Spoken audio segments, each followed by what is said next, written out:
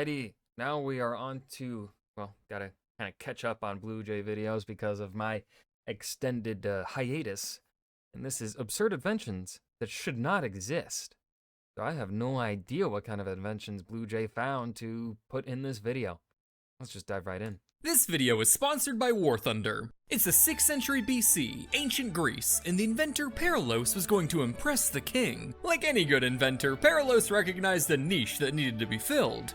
Tyrants often found themselves with a bunch of prisoners in need of a good old flick on the off switch. Oh, no. And these executions needed to be as horrific as possible to dissuade would-be ne'er-do-wells. So how could one go about burning delinquents alive while making the spectacle fun for the whole family? Perhaps we could burn the criminals inside of something that was much nicer to look at than charring flesh. Well, if we learned Well, you're still gonna smell the charring flesh. anything from Fisher-Price toys, it's that kids love their animals. But if we learned anything else, it's also that the bull doesn't go, "Oh, it burns! It burns!" So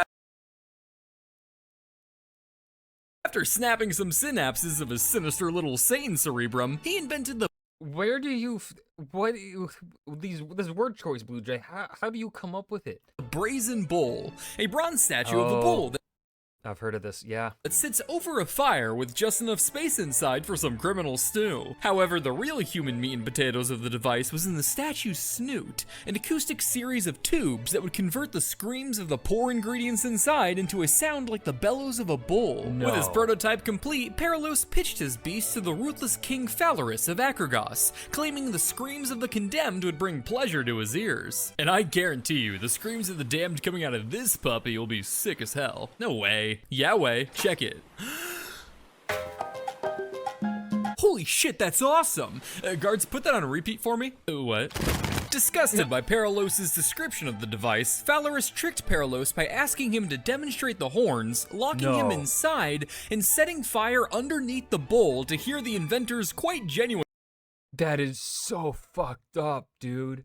demonstration. Before getting too medium well, the tyrant's tender heart decided to show mercy, freeing Perilos from the brazen bull and throwing him off a cliff.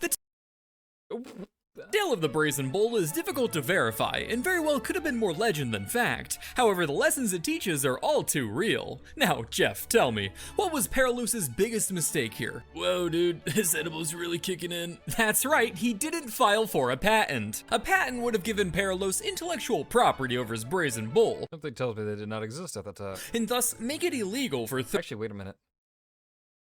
Did they? Did they not? I know aren't there some early forms of patents? third parties, like the king, to use his device without his permission. In short, if you're gonna deal with devils, make sure you do it in their language. The letter of the law. The light of redemption shines upon my face from above. I climb as my mortal shadow clings to my soul. Jesus, man, what I want what he's having. the fuck did you take? Here. Hell yeah, now it's a party. Dude, no, it's water. God, Why is the water purple? I can't believe I'm saying this, but I think I'm just gonna let you sit this one out and rest. Ain't no rest for the wicked. Anyway, for inventors around the world, patents are the must-have piece of paper for granting them ownership over whatever gadgets or gizmos they can puke out of their imaginations. However, even if they existed around the time of Perilos, you're unlikely to be able to patent something as overtly unethical as a human crockpot murder statue. But that doesn't mean there's not gray areas. So today, we're gonna learn about the inventors that really pushed the moral envelope and created some of history's most ethically questionable patents.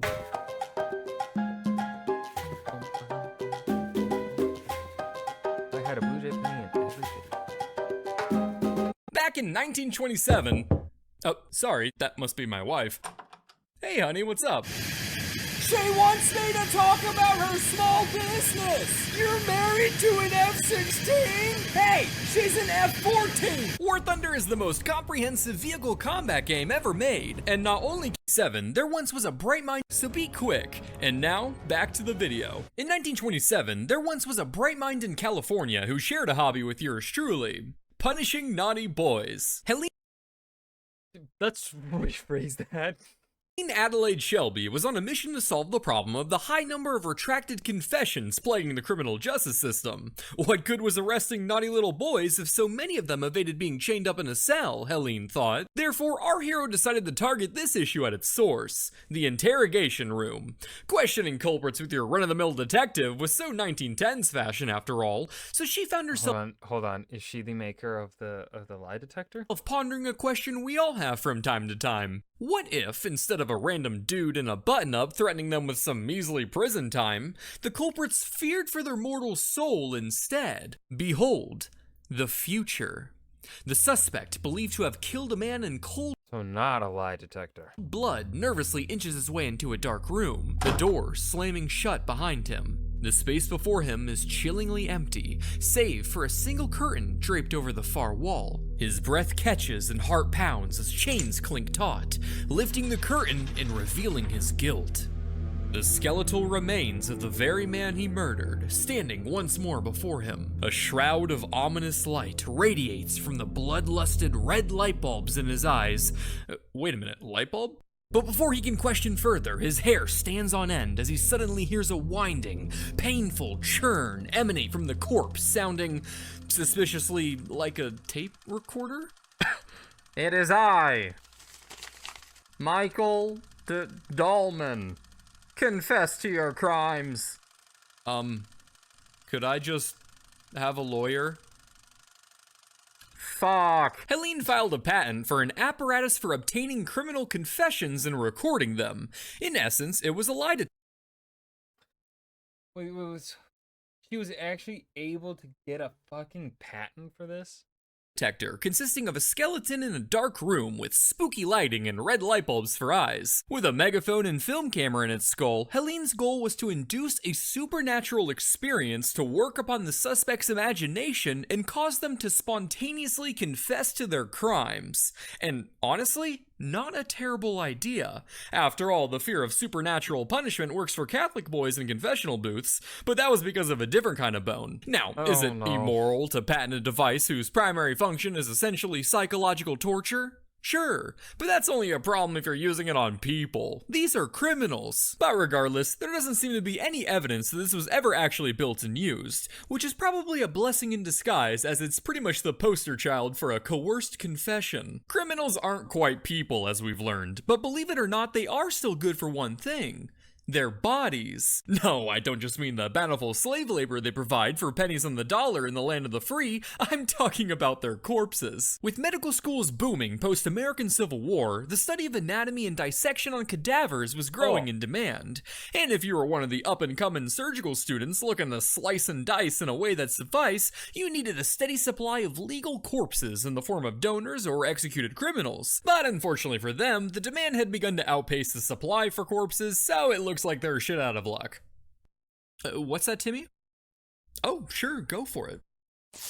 Oh, well, this solves everything. The illicit body snatching trade was at an all-time high in the late 1800s, providing perfect, albeit slightly decomposed bodies for all your student slicing needs. And so naturally, this also opened a market for the anti-body snatching trade. Enter Philip K. Clover, an Ohio artist who got to work theorizing ways to shoot body snatchers in the foot. What if I shoot them in the foot? Introducing the coffin torpedo. Patented in 1878, the invention sought to, quote, prevent the unauthorized resurrection of dead bodies. To do this, an explosive would be rigged underneath the coffin lid with a tripwire so that when a would-be thief took a gander inside, they'd be met with a mouthful of lead pellets, increasing the body count in the grave. Why bother trying to change a criminal's heart when you can just remove it? Obviously, this would be an excellent deterrent for any aspiring grave robbers.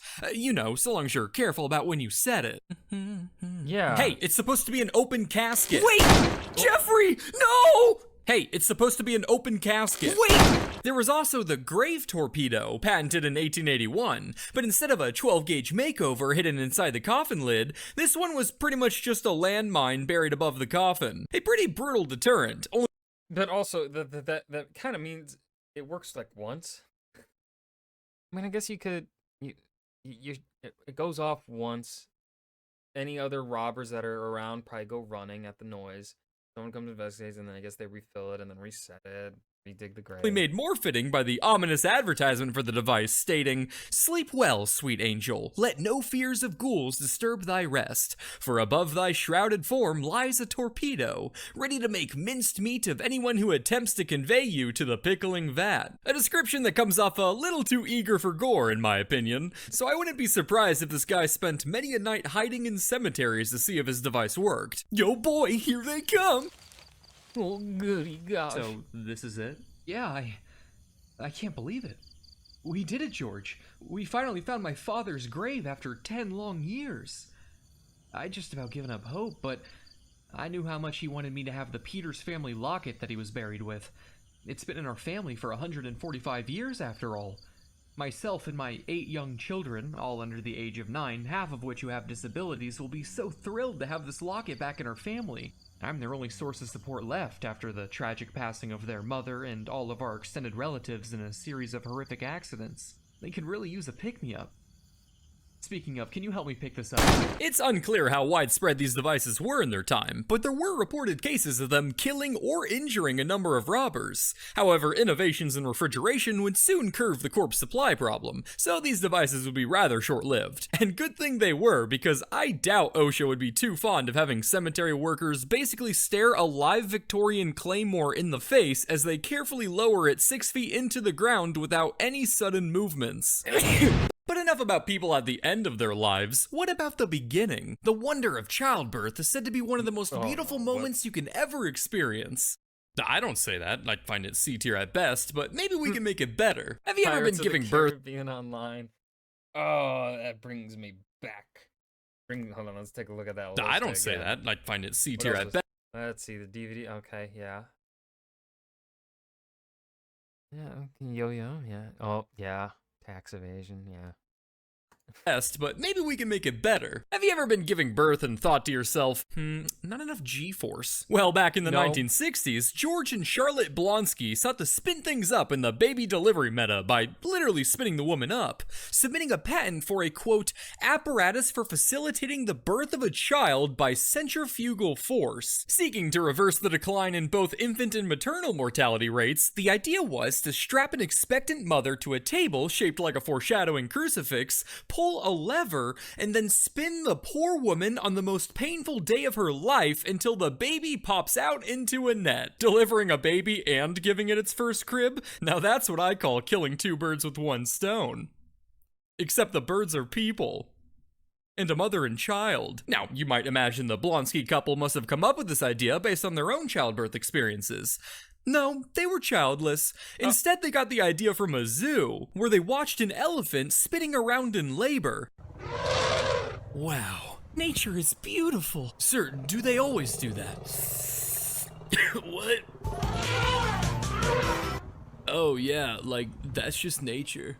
Supposedly, they were told by the zookeeper that this was something elephants do all the time before giving birth, which, by the way, is just not true? I couldn't confirm that anywhere in my research, so that guy was probably just fucking with them. And thank God he did, because it ended up giving me excellent YouTube content. They believed a device like this was necessary because, as they put it, civilized women did not have the musculature present in more primitive women, who had easy and pain-free childbirths. Because what is a 1960s patent without a wee bit of racial undertones? I'm sure there's probably a few concerns going through your minds. Like, what if it doesn't spin fast enough to get the baby out? No, it will. It got up to 7 Gs of force. For reference, that's as much as Apollo 16 experienced on re-entry of Earth's atmosphere. This would essentially turn your precious newborn into a 54-pound medicine ball desperately pushing to rupture the walls of your womb. Other features include an emergency brake for safety or comedic effect, and a bell to announce the joyous occasion and signal the end of the ride. It's reported that this device was never used, and no thank babies God. were born this way, although I believe we have evidence that proves otherwise. At the end of the day, the fetus fidget spinner was truly ahead of its